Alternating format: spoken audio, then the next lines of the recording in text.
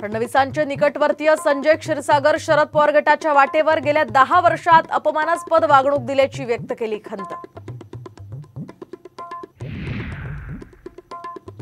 भाजपला नकोसे मुद्दे राष्ट्रवादीच्या जाहीरनाम्यात, जातनिहाय जनगणना, किमान आधारभूत किमतीचं अजित पवार गटाचं आश्वासन।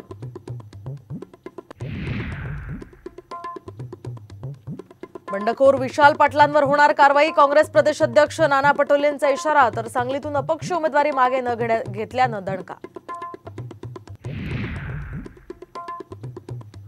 भाजप नेत्यांना अटक करण्याचा तत्कालीन ठाकरे सरकारचा डाव होता। एकनाथ शिंदेंचा गौप्यस्फोट, तर शिंदे निर्लज्ज माणूस, आदित्य ठाकरेंचा पलटवार।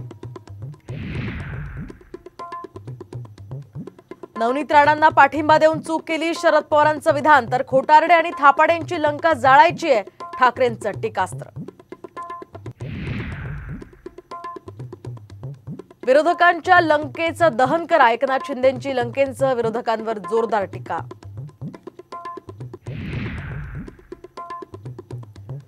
नाचता येईना अंगण वाकडं, नाना पटोलेंची अशोक चव्हाणांवर जहरी टीका, तर नानांनी भरपूर नाच केला, अशोक चव्हाणांचंही प्रत्युत्तर।